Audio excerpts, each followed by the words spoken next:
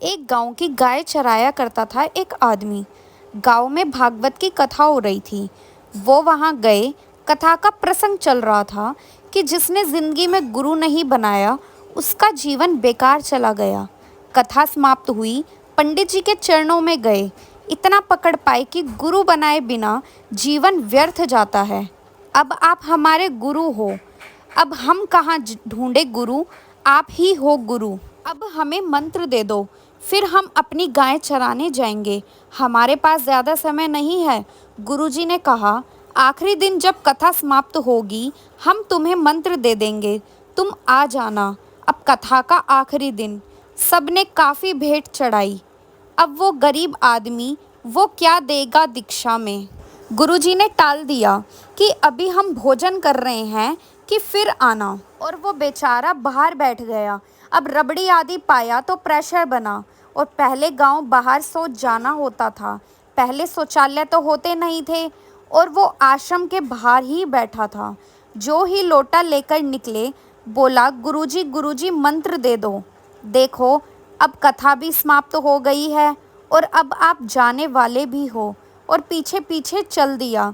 गुरुजी धोती संभाले और बोले, दिमाग खराब है, सोच जा रहे हैं और तुम्हें गुरु मंत्र की पड़ी है। उसने बोला, अब नहीं छोड़ने वाले हम, हमारे पास इतना टाइम नहीं है, पूरे गांव की गाय चराते हैं, और पीछे पीछे चल दिए। अब वो गुरुजी को तो सोच लगी थी। अब वो सोचे कि अब ये जाए तो हम कहीं बैठ जाएं। करने के लिए वो फिर बोला, महाराज गुरु मंत्र दे दो। तभी गुरुजी बोले, घत गोपोचंद। यह सुनकर बोले, बस मान गए। अब बस घत गोपोचंद, अब ना राम ना कृष्ण ना हरि। भोले आदमी को भगवान बहुत जल्दी मिलते हैं। अब भगवान द्वारिकाधीश जी ने कहा रुक्मणी जी से कि आज हम एक भक्त के दर्शन करने चलेंगे। रुक्मणी जी ने कहा, प्रभु हम भी चलेंगे। बोले, जरूर चलो, बहुत महान भक्त है, निर्मल भोला एकदम। रुक्मणी जी बोली, प्रभु हम देख कर आते हैं कि आपका असली भक्त है कि नहीं। रुक्मणी जी वहाँ पहुँची तो वो बेचारा घत गोपोचंद। तो उन्होंने सोचा कि श्री कृष्ण द्वारकाधीश बहुत से नाम तो सुने हैं, यह गोपोचंद नाम कौन सा है भगवान का हमारे।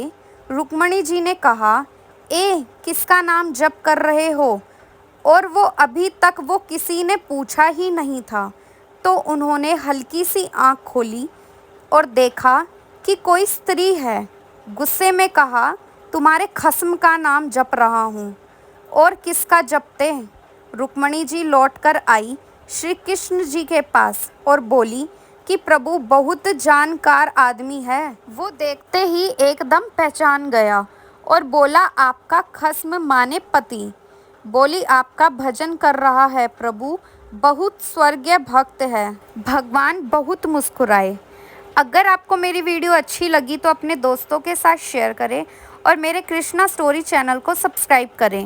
राधे राधे मेरे प्यारे भक्तों।